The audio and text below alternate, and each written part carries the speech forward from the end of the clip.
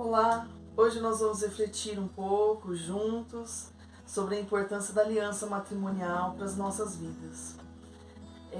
Nós, como cristãos, assumimos uma responsabilidade de sermos fiéis ao nosso compromisso assumido no casamento, e nós assumimos isso diante de Deus.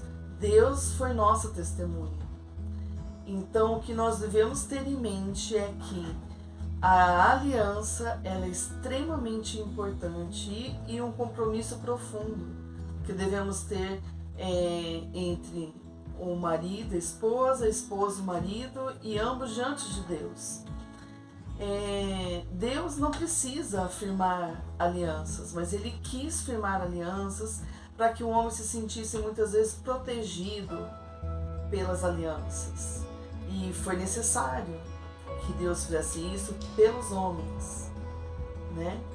E a aliança, ela é feita sempre diante de testemunhas, onde nós realizamos o voto, o compromisso firmado um com o outro, e temos também, e trocamos os elementos simbólicos do casamento um com o outro. Até aí tudo bem, né? A gente já sabe, muitos já realizamos, né, vários estudos, vocês também já realizaram vários estudos a respeito disso, mas o que mais importa e eu gostaria de compartilhar com vocês, é uma história que está em Josué, né, Josué 9, capítulo 9, de Josué e os Gibeonitas. Josué estava prestes a conquistar a terra de Canaã, e em Deuteronômio Deus havia falado a eles: não faça aliança com os povos daquela região. Mas o que aconteceu em Josué 9 nos fala que Josué foi enganado. Ele foi enganado pelos Gibeonitas, que chegaram diante de Josué com roupas velhas, sapatos velhos, com pães embolorados, com odres de vinhos envelhecidos, para dizer a Josué, para dizer ali aos líderes, que eles tinham vindo de uma terra muito longe, né? E que eles gostariam de fazer uma aliança com Josué. Então, Josué, primeiro, ele não obedeceu ao que Deus havia pedido, que não era para ele fazer aliança com esses povos.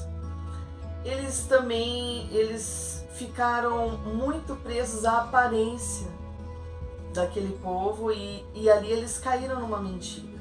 Eles não consultaram a Deus e eles foram enganados. Depois disso, a história vai se passando. 3 dias depois, Josué percebe que foi enganado. E aí ele já havia firmado uma aliança diante de Deus. E ele sabia que a aliança firmada diante de Deus, a palavra é uma só, nossa, né? A Bíblia fala: seja o vosso sim, sim, e o vosso não, não. E isso já valia ali no Antigo Testamento, né? E Josué então se firmou na palavra assumida e foi fiel à aliança que ele tinha feito, né, com os Gibeonitas perante Deus. E aí nós vemos um grande desfecho, né, nos capítulos da frente, onde Josué luta pelos Gibeonitas, com os Gibeonitas, né, para defendê-los de outros povos. E Deus ali opera de uma maneira milagrosa. E aí nós aprendemos mais uma lição. Se nós estivermos dispostos a assumir o compromisso firmado na aliança, Deus também está disposto a lutar conosco essa batalha. E aqui fica o grande alerta aos que ainda não estão casados, aos namorados, aos noivos, e a gente como pais, nós já oramos pelo casamento dos nossos filhos, mesmo ainda eles tendo pouca idade. Por quê? Porque para que não sejam enganados, para que não sejam confundidos, para que busquem ao Senhor antes de firmar a aliança, para que entendam realmente a seriedade da aliança diante do Senhor, né? E sabemos que Deus pode lutar por nossas vidas.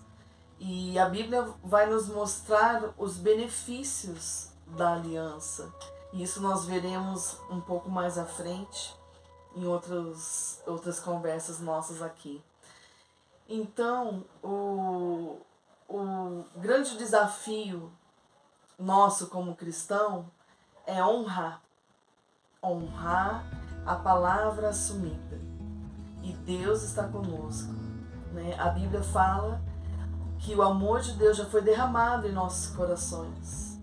Então nós temos e podemos e devemos expressar esse amor para o nosso cônjuge, e nós iremos desfrutar no casamento de experiências profundas, né, nossa com o nosso cônjuge e diante de Deus, né? E se você que está me ouvindo hoje, de repente foi uma dessas pessoas que acabou enganando o seu cônjuge, né, de maneira consciente, ou quebrando a aliança do casamento, a Bíblia fala que Deus não se agrada que a aliança seja quebrada. Ela pode ser quebrada? Sim, ela pode ser quebrada, mas não é o ideal de Deus para as nossas vidas.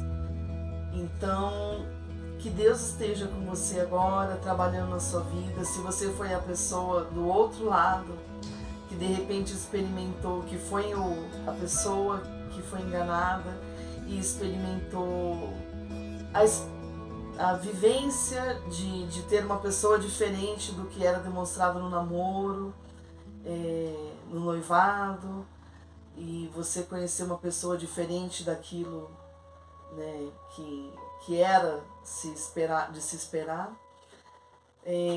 Para ambos, Deus tem uma solução. E a aliança foi firmada diante do Senhor. E Deus quer que nós honremos os nossos compromissos.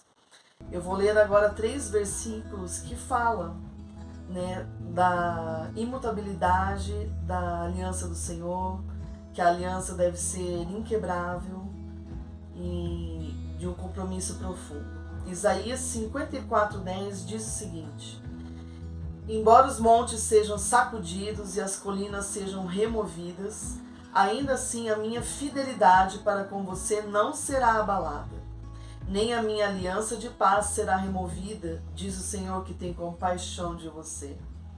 Salmo 89:34 diz: não quebrarei a minha aliança, não alterarei o que saiu dos meus lábios.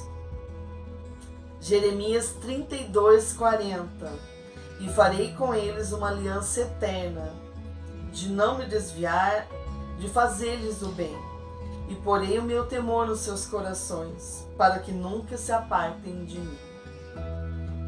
Então aqui nós vemos que o desejo de Deus é manter, preservar a aliança. E nós devemos replicar a maneira como Deus lida com a aliança, né? Sendo fiéis um ao outro, mantendo um relacionamento profundo diante de Deus, um compromisso com o Senhor. E meu desejo nesse momento é que você seja inundado pela presença do Senhor e que a gente possa, nesses poucos minutos, ter compreendido um pouco mais da seriedade do que é a aliança, do compromisso com Deus no casamento, né? E que honremos o que o Senhor nos pede, né? Que possamos consultar o Senhor sempre antes de assumirmos uma aliança, e depois de assumido, que a gente possa honrar, ter o desejo de honrar esse compromisso diante do Senhor, sabendo que Deus é quem luta por nossas vidas.